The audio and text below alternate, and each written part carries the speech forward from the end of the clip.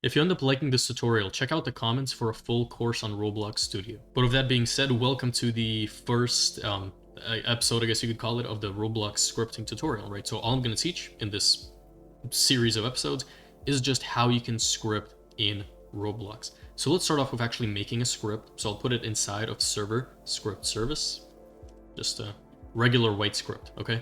So what I want to teach you about is just variables, okay? Printing and variables.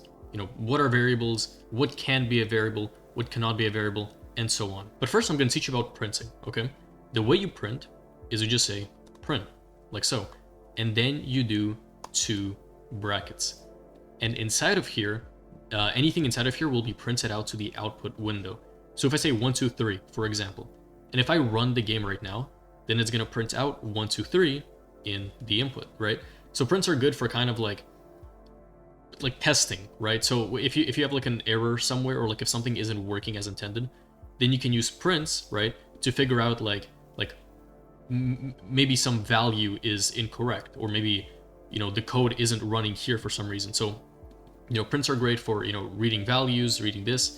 They can print out text, you know, like hello into, you know, 2 quotation marks. So that's going to print out hello. There we go. So that's kind of the idea of printing, right? Anything you put in these brackets will be printed out over here, even if you put nothing. So literally just nil, which is nothing. Like if the value you put in here is nothing, then it's gonna print out nil. So it's gonna always print something out, okay? Now let's talk about variables. The way you create a variable is you say local, okay? So you say local, and then you give it a name. So the name, I'll just call it var. Yeah, sure, I'll just call it var. You can name it whatever you want, as long as it's not a word that Roblox code already uses. So I can't name a variable local because like Roblox already uses the word local to create a variable. So I can't do local like that. It's not going to let me do that, right? So it has to be a new word which doesn't, which isn't a word that Roblox uses. And then you say equals. So what this is going to do is it's going to make this variable called var equal to some value. So I can say 100. So then if I print out var, we're going to print out 100 because we made a variable called var which is equal to 100. So yeah, now it's going to print out var which is 100. And because var is a number, we can add onto it. So I can say var plus 1. So if I print out var plus 1, it's going to give me 101. Now the thing about variables is that they can be basically any value that's inside of Roblox, right? So it could be a number, it could be a string, which is, you know, like a piece of text. It could be a Boolean, which is a true or false value. So Booleans is true or false, right? It can be a color, right? So it can be a color. I mean, let's see, what other values do we have? Vector 3, C-frame. So I'll talk about C-frames and vector in like the next episode. But variables can be effectively any value. They could be nil. You can make a variable equal to nothing, right? And yeah, so basically almost every single value can be assigned to a variable, right? Yeah, and then, you know, if we just print out that variable, we're gonna end up printing the value. Now the thing about variables as well is, let's say I have a variable called hello, right? And then I'll just print it out over here. If I want to change the variable, then I would just say, so I just say the name of the variable, no local, I just say the name, and then I can make it equal to something else. So local creates the variable, but then just saying the name of the variable will change its value. So I create the variable and its value is hello, and then on the very next line, I change its value to be by. And so when I print out the variable now, its value is by, so it's going to print by. And the great part about this as well is that when you're changing the variable, it doesn't have to be a string. So when we're creating a variable, it's hello, but I could set it equal to be 1, 2, 3, right? And it's going to be equal to 1, 2, 3. So that's the great part of Roblox variables, is that they don't have, once a variable is made, it's very flexible, you know? Like it doesn't have to be a string. You can change it to be a number. You can change it to be a false or a true or a nil. Like you could change it to be any value and it doesn't just have to be a string. Because I know like some programming languages have this, where like if you create a variable that's a string, then you can't change it to something that's not a string.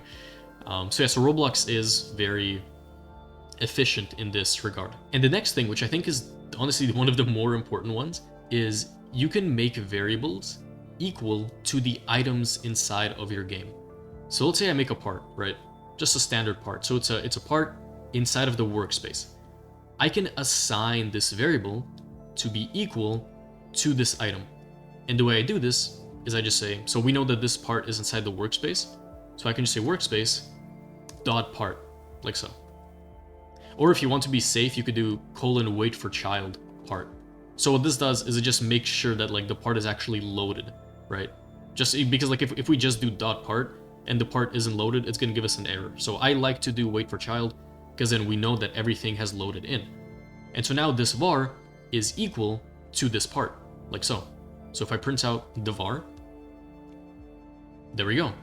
As you can see now it's, you know, we have the variable of the part. So that's episode 1, and in episode 2, I'm going to show you how you can actually, you know, script the parts, how you can change their properties, and how you can access their built-in events and functions. Welcome to episode 2 of the ByteBlocks scripting tutorial, where I'm going to be talking about how to change properties, access events and functions of items inside a script, right? So now again, quick plug. Look, if you're finding this informative, check the pinned comment. I have my courses there. You know, they're cheap, like I don't know, $20 or something. So you could go check those out. But yeah, so how do we change the properties and access the built-in events and functions? And what are built-in events and functions, and what are properties, okay? So let's start off simple with changing properties. As you can see, we have a part over here, right? And in this script, you know, we made a variable that's equal to this part. So now instead of having to do workspace wait for child part, we can just say var, right? Or actually, I'll rename this to part because it is a part. Yeah. So instead of having to do this all the time, I can just say part. So it just saves, you know, it saves time not having to type all of this. So what properties are is whenever you select an item, down here in this window, which by the way, if you don't have this window, then go to view over here and then click on properties, okay? So in case you don't have properties, go to view, click properties, the window should appear. And these are just the properties of your selected item. So if I have the part selected, the properties we can change are the color, right? We can make sure, you know, this is like a true or false value to see if it's false, then it doesn't cast shadow. If it's true, then it does cast shadow. This is its material, its reflectance, transparency, you know, like how visible or invisible it is, and it's a number. No, there we go.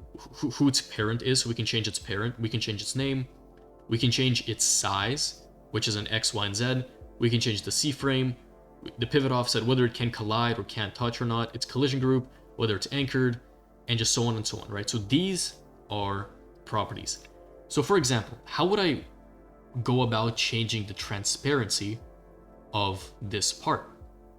So what you do is you say the part, right? So you get the part or whatever item you're changing, and then you say dot, and anything with this like blue cube next to it is a property. So I can change the part's parent. I can change the part's name. And as you can see, it actually tells me over here what that property is. So the name has to be a string, right? The parent has to be some item, right? The position has to be a vector 3. The color has to be a color 3. The C-frame has to be a C-frame. Size has to be a vector 3. Transparency has to be a number. Anchored has to be a Boolean, which again is a true or false value. So if I want to change the transparency, I'll just do this. And I'll set the part's transparency property equal to, and then let's see, so it goes from 0 to 1, with 1 being fully invisible. And so if we want to make it like half invisible, we can just say like 0.5, okay? So you can think of transparency, or like you can think of the property as a variable, right? In a way, because we can change its value, right? So the part has all of these properties, which are kind of like variables, which, you know, have these values that we can change. So if I run the game right now, yeah, as you can see, the script runs and it changes the part's transparency to be 0.5. So now the part is semi-transparent. That's pretty cool. How would I change something like the color, for example, right? So Roblox has 2 different color values. It has a brick color, which is like this weird system where like if you want to change the brick color, you have to give it like a name, or you could just use a color wheel, right? And the color wheel uses these three numbers, R, G, and B, which I prefer using the color wheel because it just gives you a lot more options. So if I set the color back to what it was initially, which I think that I forgot what color it was initially, but let's say we want to change it to something like red, right? What we can do is we can say part.color, and as you can see here, it tells us what value we need. So we need a color 3. So part.color is equal to, and we say color 3, and then dot, and so we can make a new, we can do it from RGB, which I personally like using from RGB. You could do from new, and what new does is you can, enable the color over here, and new uses numbers from 0 to 1, right? If you use from RGB, it uses numbers, like, let me just do it some random color. It uses the default numbers from from 0 to 255, right?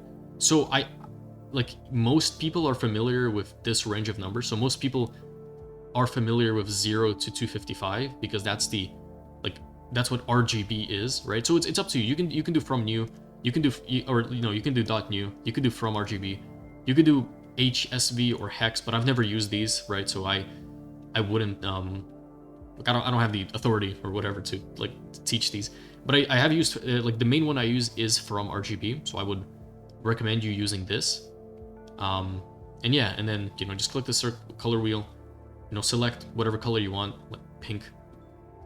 And yeah, so now you're saying, okay, the color is equal to a color 3 value, which is this pink color.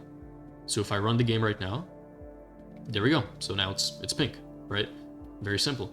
If I wanted to change some Boolean, so if I wanted to say, okay, part dot can collide is equal to false, right? Then the part's gonna fall through the ground and keep falling, because if can collide is false, then it's not gonna collide with the ground, meaning it's just gonna continue falling. And yeah, so that's kind of the idea behind variables. Now let's talk about events and functions, okay? So what are events and functions? An event, it effectively runs when something happens, right? So parts have a touched event. So whenever something touches a part, it fires a touched event, which then we can get that event here, and then we can do something whenever the part is touched by another part. A function is something that we run when we want something to happen. So a wait for child is a function, right? What wait for child does is it needs the name of the child we're actually waiting for. And so we run the function, we give it data, and then it just does, some code, internally. And yeah, so that's kind of the idea of functions. You just call them, you might need to give them some data, and then they just kind of do things for you, right? So let's talk about how to access events, okay? We get the name of or not the name, we get the item that we're changing, and then we say dots again, but instead of using this blue cube, we look for this purple lightning bolt. This purple lightning bolt represents an event. So this is dot touched. So this will fire when this part touches another part, or dot changed. So this will fire whenever any property of our part changes, right? This will fire whenever we add a child inside of this part. This will fire whenever a child is removed from the part. This will fire right before the instance is destroyed. This will fire when a touch ends, right? Attribute changed, descendant added, outfit changed, ancestry added, load simulation touch. So yeah, we have all of these more complex events, but a more simpler one, again, something like dot touched, right? So dot touch. Now we have this event, but the issue is we haven't actually told the game what we want to do with this event. This is where we need to use a function called connect. Okay, so we do a colon like this, and it does give us multiple options. For now, let's just use connect, and then I'll explain what all the others do. So if we do connect, what we're doing here is we're gonna connect it to do something whenever the part is touched, right? So as you can see, this connect, it needs a function, and then it gives us the part that touched our part.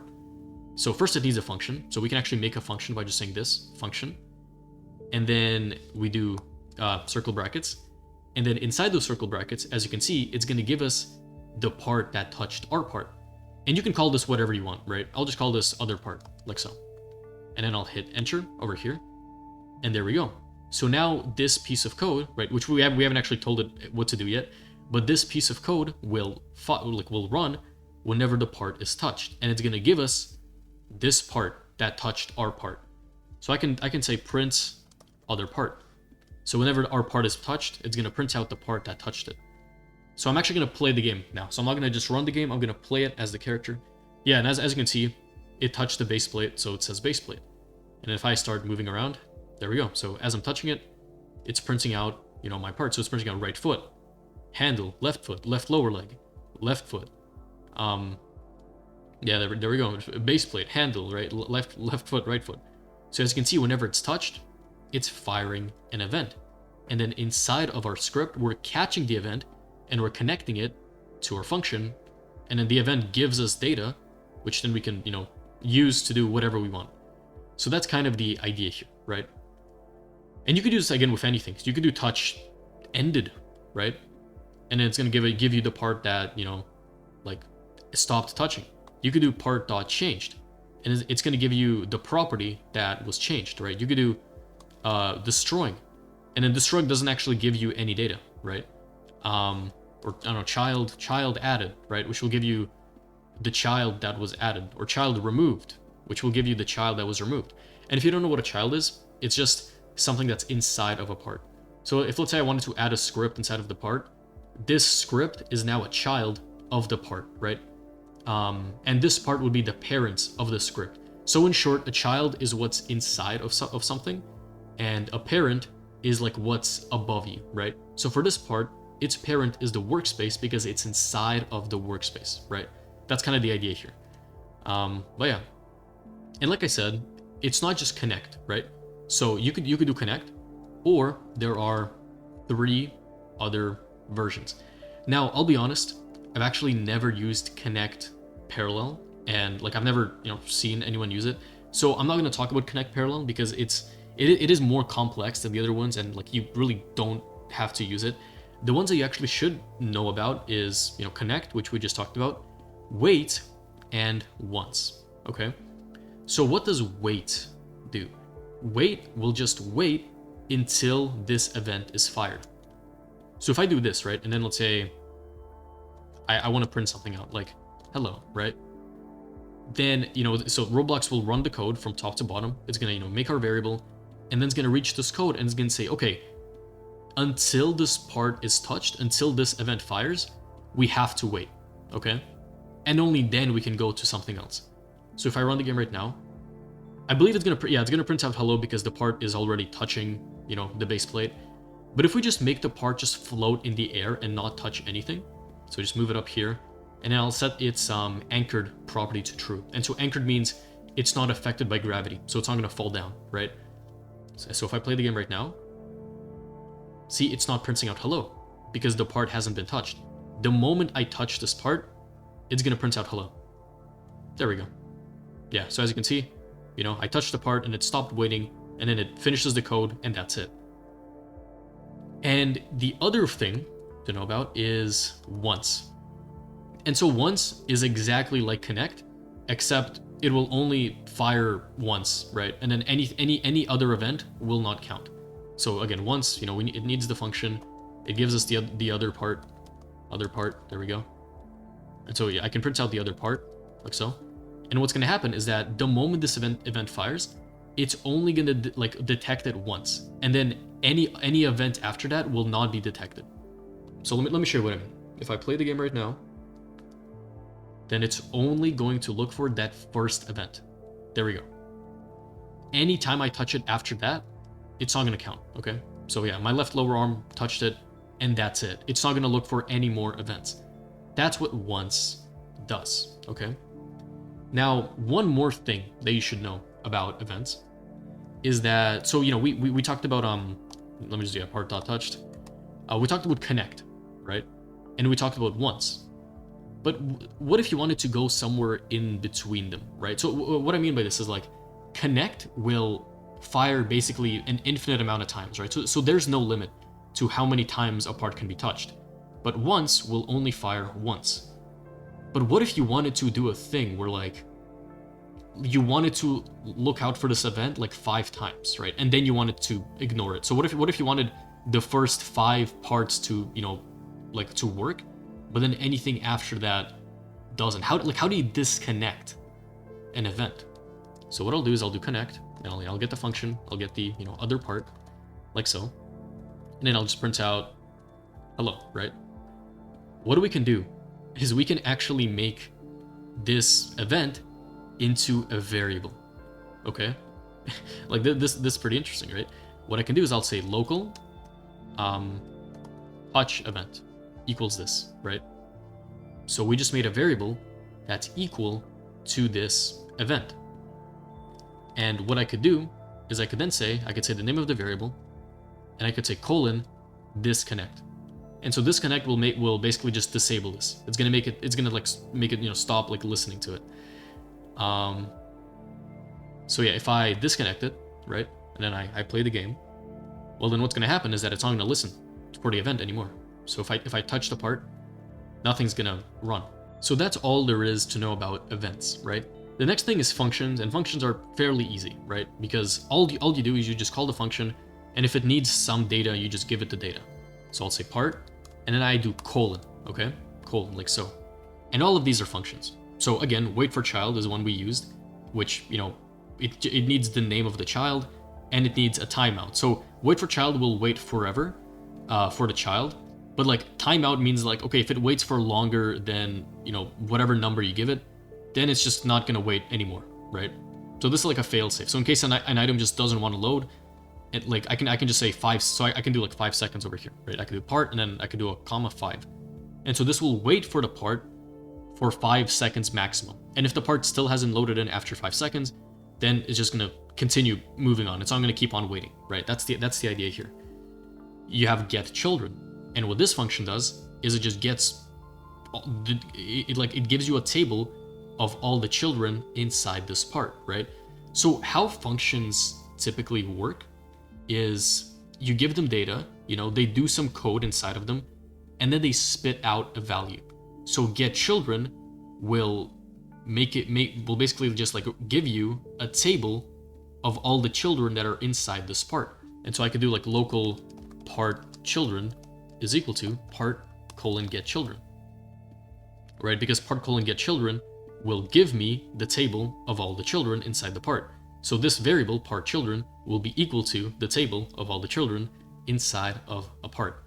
And in case you don't know, a table is like it's like this, right? Like we'll talk about tables in a future episode, but it's basically just a value that holds other values. So like 1, comma, hello, comma, true, right? A table is just a thing that can hold multiple values. And so that's what get children does, right? Get children will give us a table full of whatever children that the item has. And then let's see, what else do we have? We have find first child, which will tell us whether this part has a child with whatever name we give it. Attribute, which, you know, we haven't covered attributes yet, is a, so something like is a, and then it's gonna give us different types of items. So our part is a part, so I can do part like so. So this will return true or false whether this item is in fact whatever we say it is, right? So we can say like I don't know, local truth equals part is a part, right?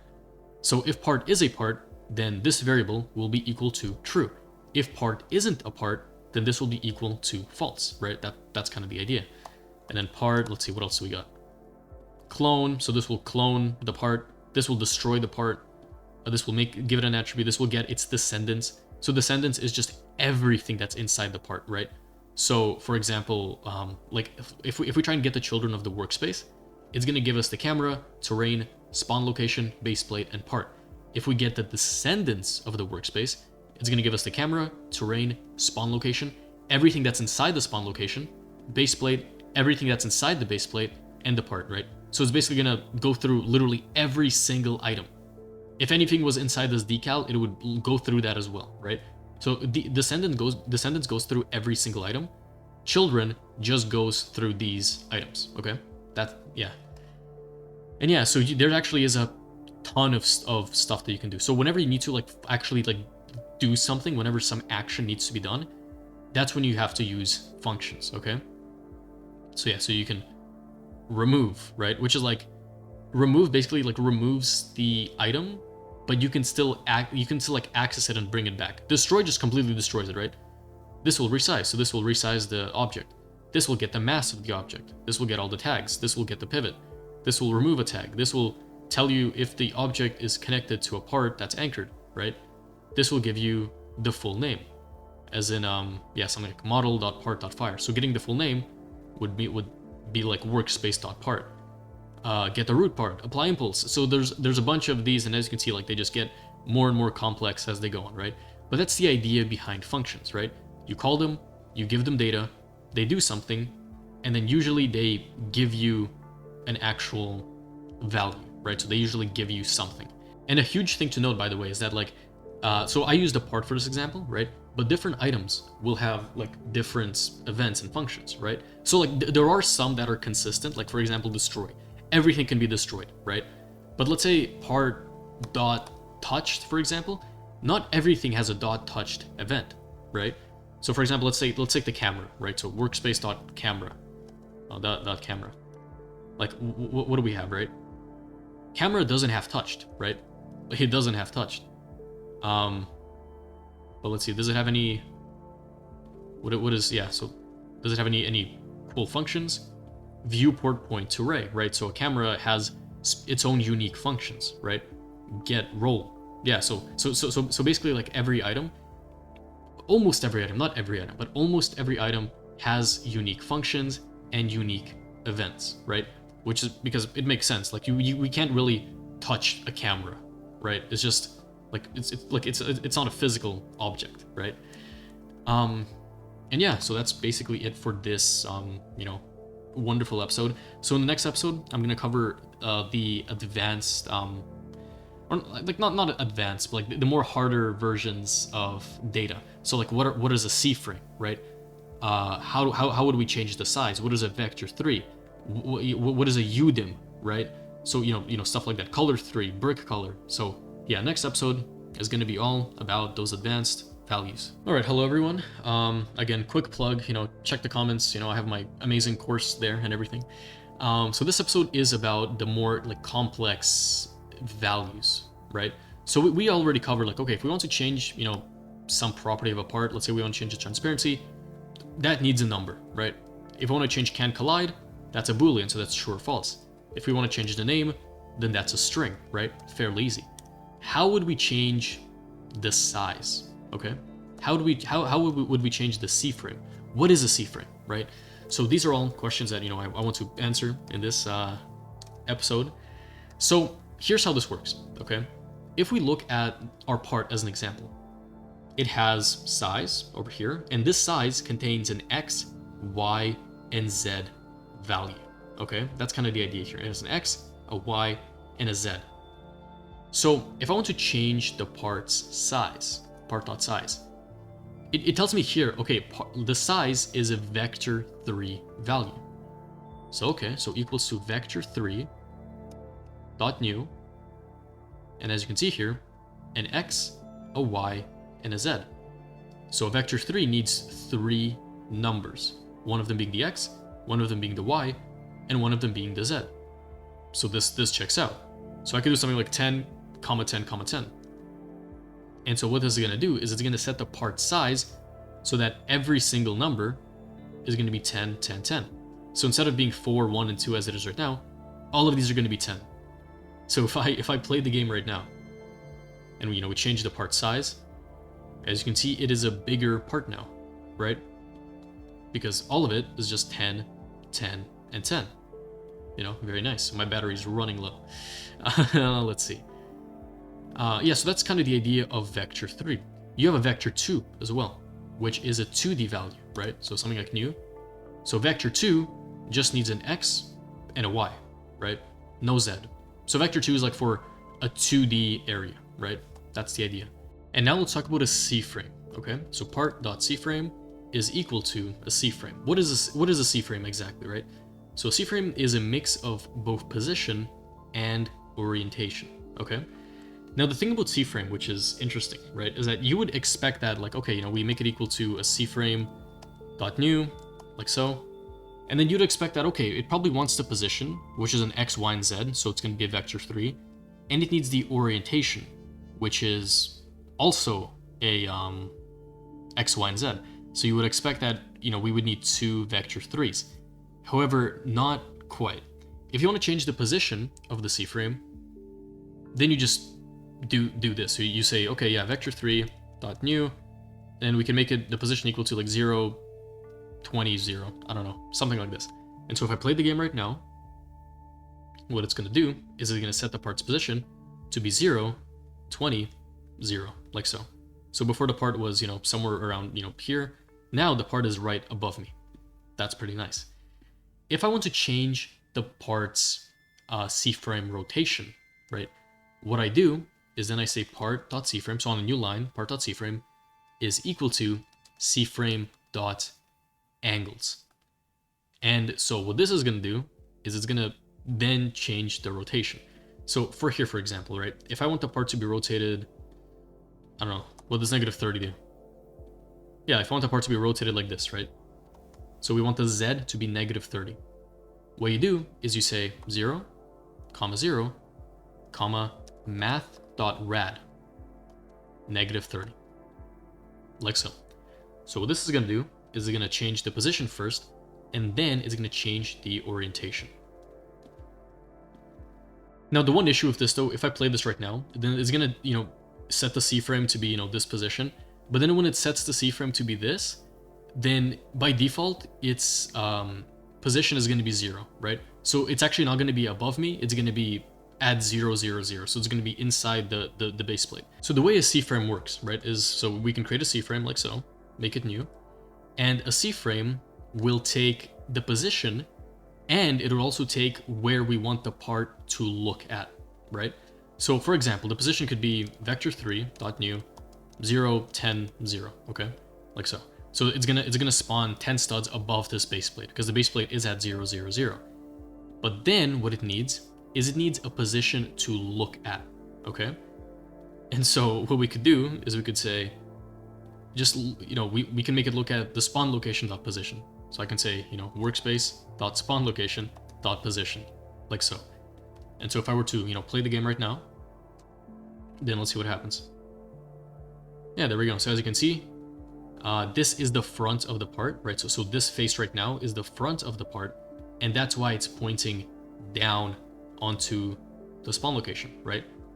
So that's kind of the idea here. That's what a C-frame does, right? It takes the actual position of the part, and then it actually, like, you know, like this is the position that it's gonna look at, right? Or like at least its front facing side. So for this part, it seems like, you know, one of these sides is its front side, and that's why it got this like weird orientation. Yeah, because yeah, so this side of the part seems to be the front, and so it's facing over here, right? Yeah, so that's it about C-frames. We talked about color already, so, you know, color is color3.new or dot from RGB, so we talked about that. I don't think we discussed brick color yet. And so what the way brick color works is it needs a brick color, right? And as you can see in this code example, the way you make a brick color is you say brick color.new, and then you actually give it the name of the color. So brick color equals brick color.new, and then you give it an actual name, right? And over here it gives you all the names. So you can make it equal to fog, cork, gold, you know, and it just goes on and on. Bright bluish violet. So if I play the game right now, then our part is going to be bright bluish violet. Yeah, I have no idea if you can see it, but there is a slight difference in color, which we can confirm by going over here. And yeah, so now it's bright bluish violet. There we go. So that's kind of the idea behind colors. Now, the last value that you should know about is a value which is how you would change GUI, okay? So this isn't a GUI tutorial, but if you do have a GUI, so like, you know, screen GUI, I don't know, like button or whatever, image button, right? Which I actually, I do have a GUI like series as well, so you can always check that out. And I do have a GUI course, which again, course plug, you know, whatever. Screen GUI, image button. How GUI works is that it also has a size, but it has an X and a Y, and the X and both Y, they have a scale and offset. So in short, scale means like it's scaled to your screen, so in every screen it's gonna look the same. Offset means it uses the pixels on your screen. So right now it's 100 by 100 pixels, meaning that on like on a big computer that has a bunch of pixels, this GUI will look smaller than on like a small phone that has a lot of pixels, right? But so like offset, you know, relies on pixels. Scale relies on the percentage of the screen, right? Yeah, that's kind of the idea here. And the way you would change the size is you would use a udim2 value, right? So the way you do it is you would say udim2.new, like so. And then the udim value would need 4 numbers, right? It would need an X scale and an X offset, and a Y scale and a Y offset, right? Exactly like it is here, right? The size, it's an X scale X offset and a Y scale Y offset. If you just wanted to change the X, for example, then you could say, you could just use a udim, a regular udim, and a regular udim only wants a scale and an offset, right? So a udim2 is kind of like a combination of 2 udims, right? Which is why it's called a udim2. And the very last complex value you should know about is what's called an enum, okay? So let me show you. What if you wanted to change the shape of a part inside of a script, okay? So right, we can change it to be a ball, right? Or we can change it to be a corner wedge, or a cylinder, or a wedge, right? Or a block, like it is right now. How would we go about changing the shape of this part?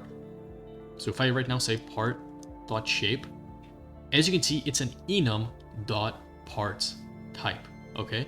So anytime you want to change something that has this like list thing, right? So anytime you want to change a property that's a list, that's when it uses something called an enum, okay? So part.shape is equal to enum dot, and then here you can get a bunch of values, right? So you can get the values that are UI theme, you can get a rig type, a GUI type, add shape, axis, limb, normal ID, platform, rest pose, severity, view mode, right? So what we want is we want part type, and then we do dot, and then it gives us all of the, you know, parts that we can use. So shape, you know, ball, block, corner, wedge, cylinder, wedge, and then this gives us ball, block, wedge, cylinder, corner, wedge, right? There we go. So that's how you would change a list property. You use enums. And let's see, that should, yeah, there we go. It's now a ball. Splendid.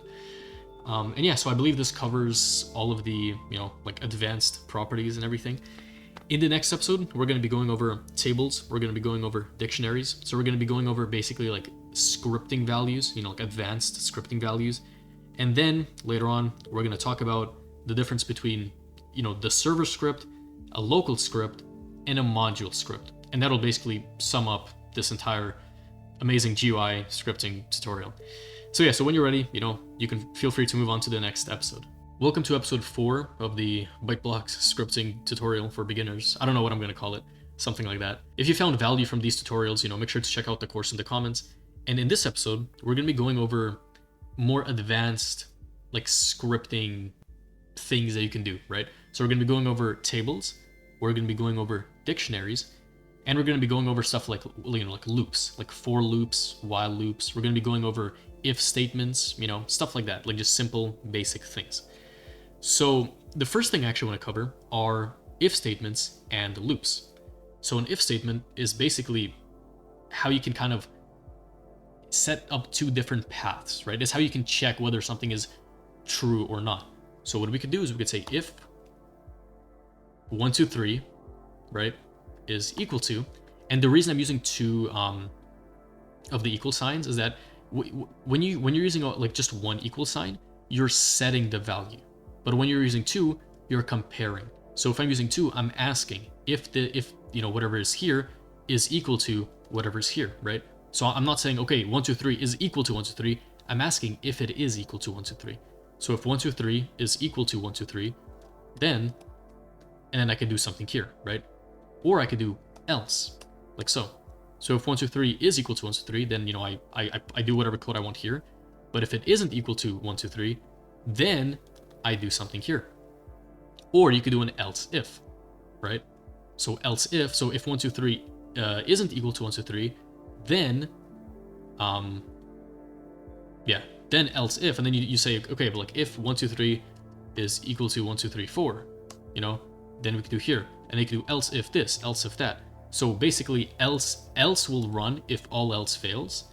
Else if just adds another question. If the question above isn't true, then else if simply adds on another question. That's kind of the idea here, right? So obviously this will run because 1, 2, 3 is equal to 1, 2, 3. You could do something like, if you want to check if 1, 2, 3 is not equal to 1, 2, 3, then you do this squiggly line and then you do equals. So squiggly line and equals means not. So if 1, 2, 3 is not equal to 1, 2, 3, then you do something. Or you could check if 1, 2, 3 is greater than 1, 2, 3, then, you know, do something. If it's less than 1, 2, 3, then we do something. If it's greater than or equal to, then we do something. If it's less than or equal to, then we do something. That's kind of the idea here, right? So, for example, if 1, 2, 3 is equal to 1, 2, 3, then we can print hello, like so. Then we could say else if, else if 1, 2, 3 is not equal to 200, then we print bye. I don't know. I'm just printing out, or hello world. There we go. So the way if statements work is that if one of them is true, then the others get ignored, okay? So if 1, 2, 3 is equal to 1, 2, 3, then we do this, and then all of these other ones are ignored. That's why it says else, right? So else assumes that this isn't true. But if this is true, then it just ignores everything on the bottom, which is why both of these are true. So 1, 2, 3 is equal to 1, 2, 3, and 1, 2, 3 is not equal to 200, right? So both of these are true, but it's only going to print hello, and it's not going to print out world. Yeah, there we go. Because if one of them is true, then the rest gets ignored. So that's the idea behind if statements, okay? And loops are a little different. So the most like easiest loop is just a while loop. So while something is true, so for example, while true, do, and then this is just gonna keep on looping until this becomes false, right? So while 1, 2, 3 is equal to 1, 2, 3, then we loop through something, right? It's also worth noting that if you just do a while true loop, it's gonna break the game because it's gonna basically try to infinitely do something. So let me show you. Yeah, so my game is not enjoying the I'm not sure if Roblox Studio will crash because of this, but yeah, timeout, exhausted, allowed, execution time. Okay, yeah, so basically this means that while true, it tried to do something forever, right? Which it can't really do. So for example, let me show you. If I make a variable for a number, num equals 0, right? And then I say while number is less than 10, then we do something. And then what I do, or wait, no. Yeah, there we go. While number less than 10, do, and then we'll do something. So what I can do is I can say, okay, then we'll print out number, right? We'll print out num, and then we're gonna say num plus equals 1, which plus equals basically says like the number is now equal to the number's current value plus 1, right? So in other words, you could say something like num equals to num plus 1, right? Or plus equals 1. It's the same thing. It just adds on 1 to the number. And yeah, so what this does is it's gonna say, okay, while number is less than 10, which it is right now, it's less than 10, we're gonna print out the number, and then we're gonna add 1 to the number. So eventually, the number is gonna be above 10, and then once it's above 10, well then the while loop will stop, right? And then we could also say wait. We could say wait 0.1 seconds, right? So yeah, so every 0.1 seconds is gonna add on, 1 to the number. So if I play the game right now, then let's see. 0, 1, 2, 3, 4, 5, 6, 7, 8, 9, 10. Yeah, there we go, yeah.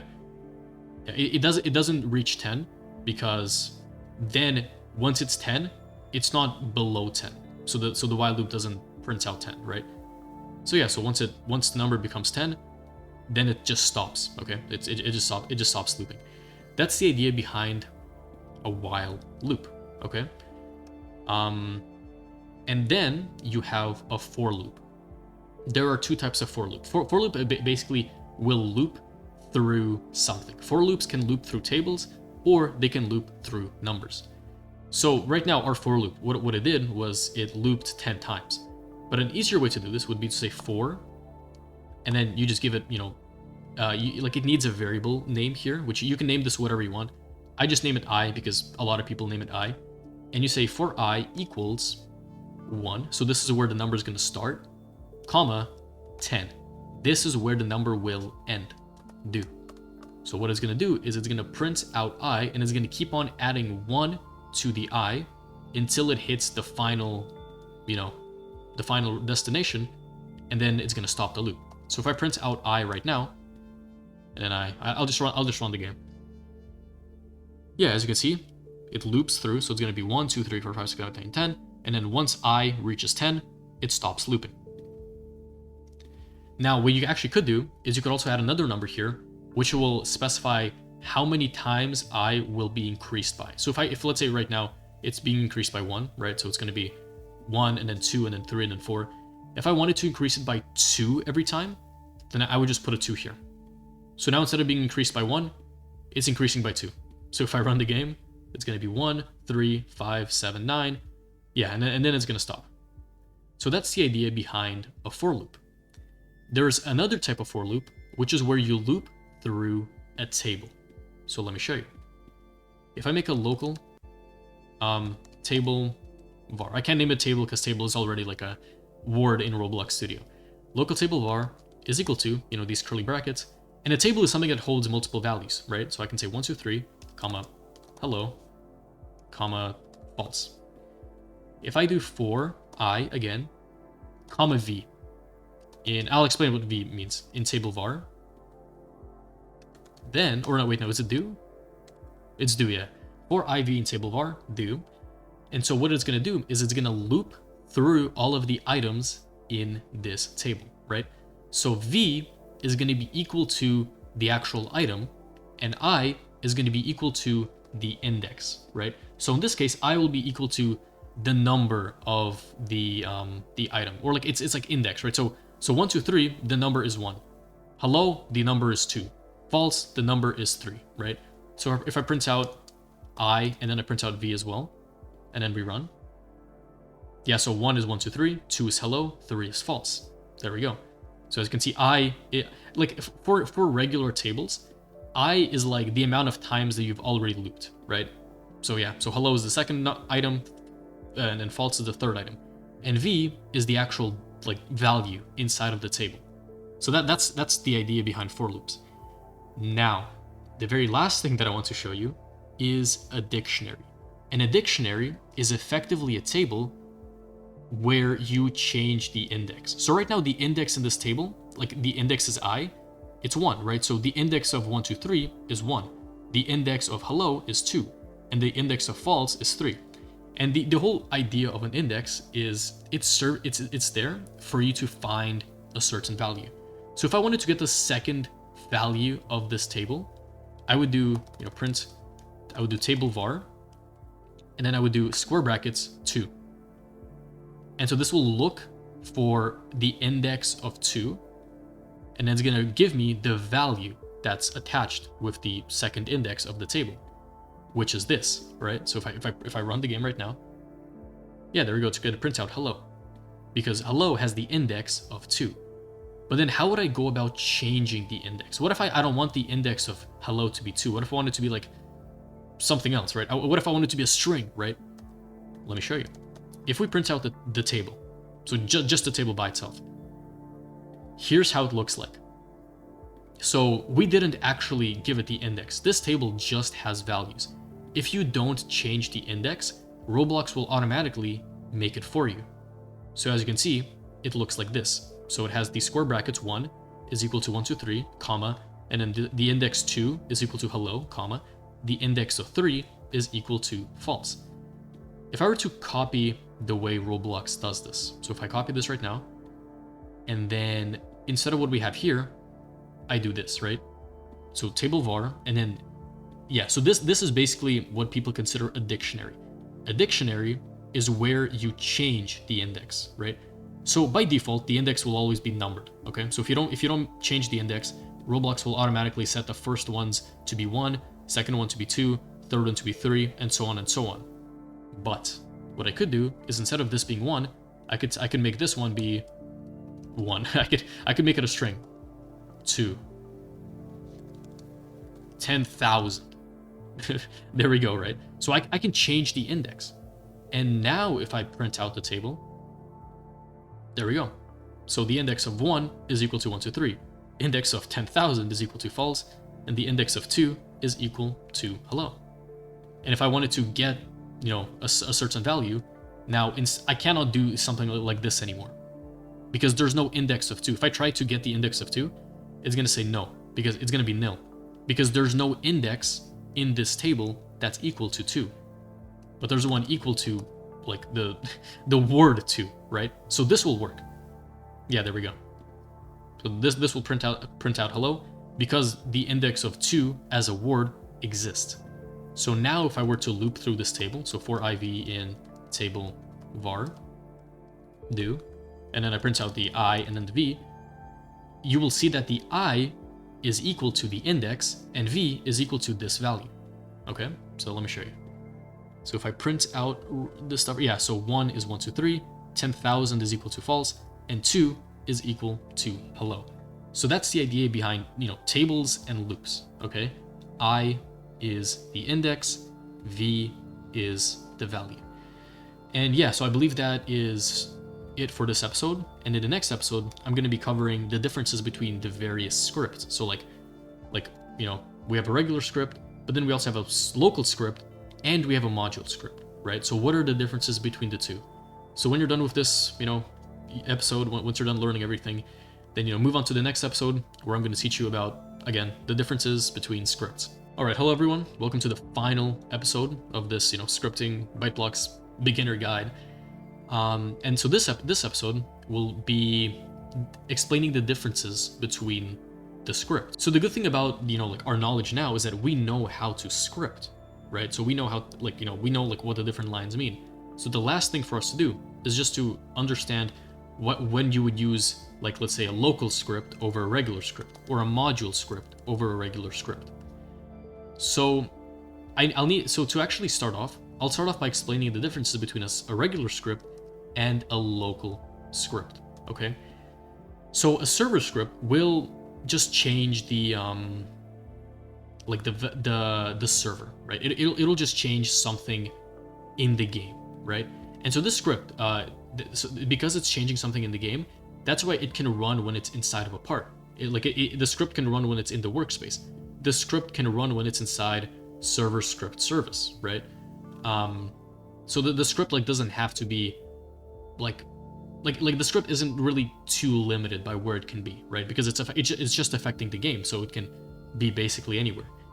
But a local script will only run if it's inside of a player. And the way we can actually there's several different ways of putting a local script inside of a player. The most common one is just doing starter player script. So whenever a player joins, whatever script we have here will be sent to that player. So if I say local script, so actually it gives us this box that says this script runs on clients, not service.